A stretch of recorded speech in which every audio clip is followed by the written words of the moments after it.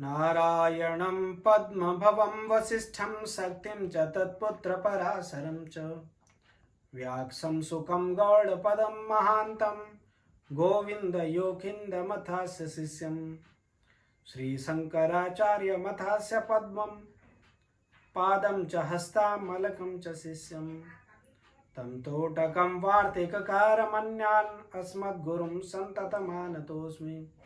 श्रुतिस्मृतिपुराणानाम् आलयं करुणालयं नमामि भगवत्पादं शङ्करं लोकशङ्करं शङ्करं शङ्कराचार्यं केशवं वादरायणं सूत्रभाष्यकृतौ वन्दे भगवन्तो पुनः पुनः। यद्वारे निखिलानिलम्पपरिषद् सिद्धिं विदत्ते निशं श्रीमत्श्रीललितं जगद्गुरुपदं नत्वात्मतृप्तिं गतः। वन्दे बोधमयं नित्यं गुरुं शङ्कररूपिणो यामाश्रितौ हि वक्रोऽपिश्चन्द्रः सर्वत्र वन्द्यते। गुरुर्ब्रह्मा गुरुर्विष्णु गुरुर्देवो महेश्वर गुरु साक्षात् परब्रह्म तस्मै श्री गुरुवे नमः। जय गुरुदेव, हर हर महादेव, यज्ञ नारायण भगवान की जय। मित्रों, आज मैं आपको यज्ञ के विषय में कुछ बातें बताने जा रहा हूँ। और ये कोई विशिष्ट यज्ञ नहीं, केवल एक सामान्य धूम उत्पन्न करने का, धुआं उत्पन्न करने का और एक आयुर्वेदिक औषधि या धुआं उत्पन्न करने का एक तरीका बताने जा रहा हूँ। उसमें आपको बताने जा रहा हूँ कि आप कौन कौन सी औषधियों का उपयोग करें। और ये प्राचीन काल से ही हमारे ऋषियों ने, मुनियों ने एक विशिष्ट प्रकार से यज्ञ किए थे और यज्ञ करवाए थे। विभिन्न प्रकार के कामनाओं को प्राप्त करने के लिए यज्ञ किए और करवाए थे। और यहाँ तक कि रोग शमन के लिए भी यज्ञों का आयोजन किया जा सकता है। वर्तमान में जो कोविड-19 का जो मामला चल रहा है,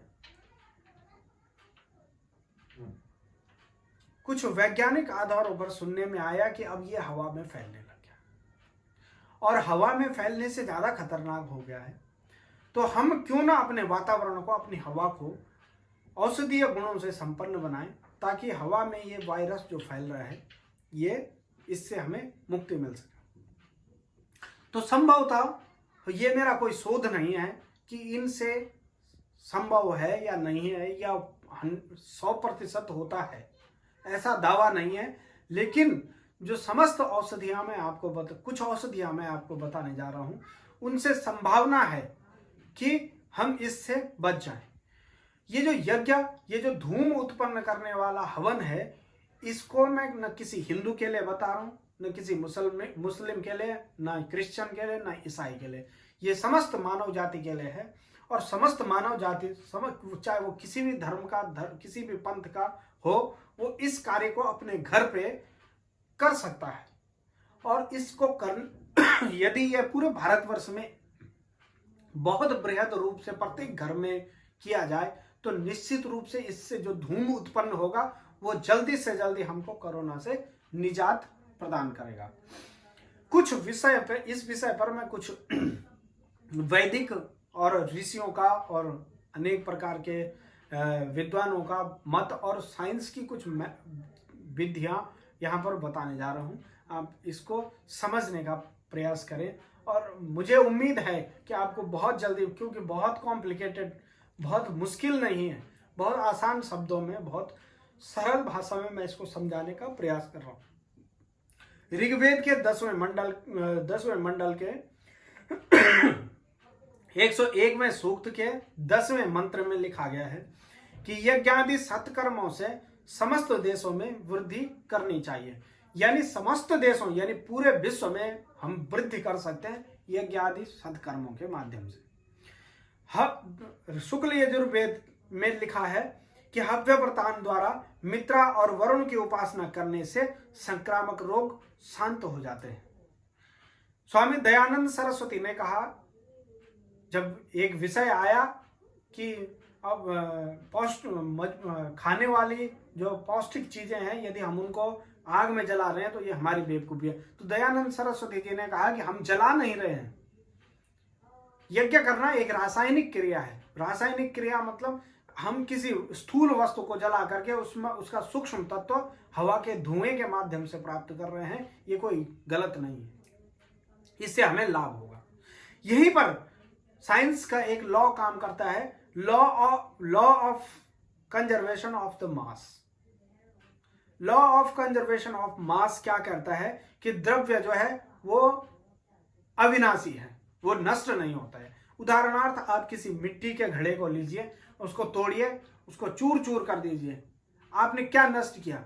घड़ा नष्ट किया, मिट्टी तो नष्ट नहीं हुई। यानी सूक्ष्म द्रव्य आप भी बना हुए। ऐसे ही यज्ञ करने से आप किसी चीज को समाप्त नहीं कर रहे हो, खत्म नहीं कर रहे हो, बल्कि उसका सूक्ष्म तत्व आप पूरे वातावरण में, पूरे वायुमंडल में फैला रहे हो।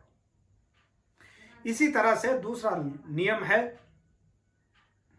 और हाँ, यदि जब हम इन वस्तुओं को, औषधियों को और पौष्टिक चीजों को जलाते हैं तो इनकी जो भेदक क्षमता है वो और भी तीव्र हो जाती है और भी तीव्रता से हमारे शरीर पर, हमारे वायुमंडल पर काम करती है। दूसरा नियम है गैसीय व्यापनशीलता का नियम। यह नियम है ग्राहम का। इसको अंग्रेजी में कहते हैं Graham law of diffusion of gases. इसमें बताया गया है कि गैस जब सबसे ज्यादा व्यापक कोई वस्तु है तो वो गैस है। उदाहरणार्थ, आप मिर्च खाइए, मिर्च खाने से केवल खाने वाले को मिर्च का पता लगेगा। वहीं पर आप दूसरी तरफ देखिए कि मिर्च का पाउडर बना करके हवा में उड़ा दीजिए, तो आसपास के जो लोग बैठे होंगे उनको मिर्च लगेगी। लेकिन अगर आप उन्हीं मिर्चों को आग में जला दीजिए तो लगभग आपके 1-1.5 किलोमीटर तक लोगों को खांसी और उनके नाक में मिर्च का धुआं महसूस होगा।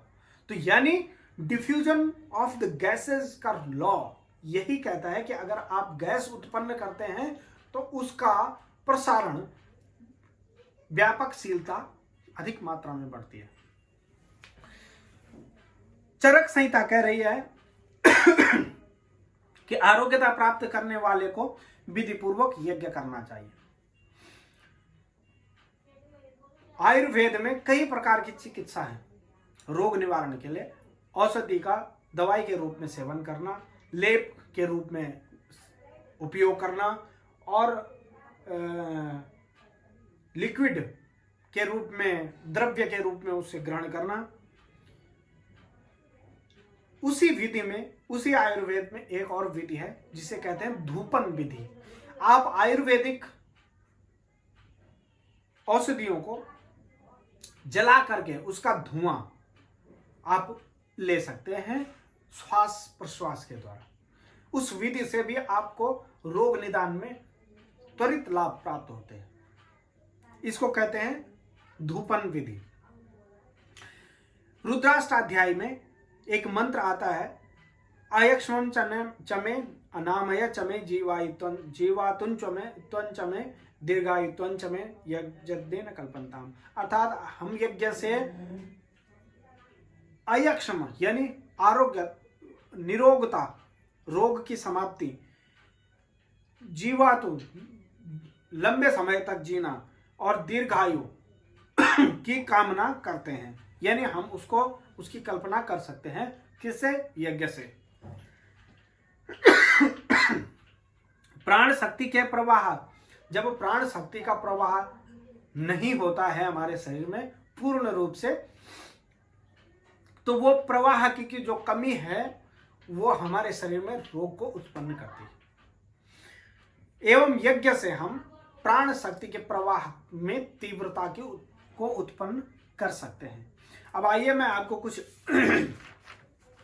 औषधियां बता रहा हूं जिनका आप धूपन अपने घर पे, अपनी बालकनी में, अपने मार्ग पे और अपनी पूरी सोसाइटी में कर सकते हैं, जिससे कि अधिक से अधिक धुआं उत्पन्न हो और ये धुआं हमारे वातावरण को शुद्ध कर सके। इसमें है सबसे नंबर 1 गिलोय, दूसरा जायफल, तीसरा तेजपत्र, चौथा केसर, पांचवा जटामासी, छठा नीम की पत्तियां, सातवां हरी इलायची, आठवां काल मेघ,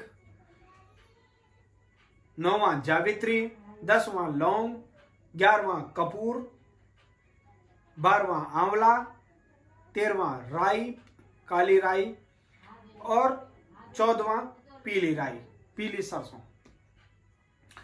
इन सब चीजों को आप एकत्र कीजिए। जो भी बर्तन आपके पास उपलब्ध हो, मजबूत हैवी बर्तन आपके पास उपलब्ध हो, जरूरी नहीं कि आपको यज्ञ कुंड ही चाहिए। आप किसी भी बर्तन में, बाल्टी में, कढ़ाई में, किसी भी बर्तन में आम की लकड़ियां रखिए।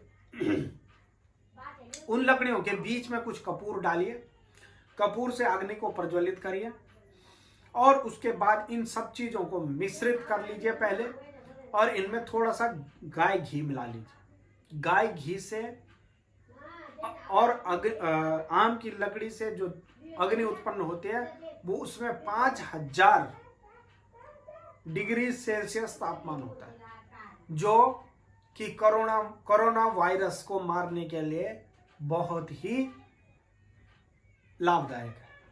तो आप इसको आम की, ध्यान ये रखिएगा कि आम की लकड़ी ही उपलब्ध हो, और आम की ना हो तो खैर की, बेर की, बड़ की, पीपल की, इन लकड़ियों को आप उपयोग कर सकते हैं। बेल की,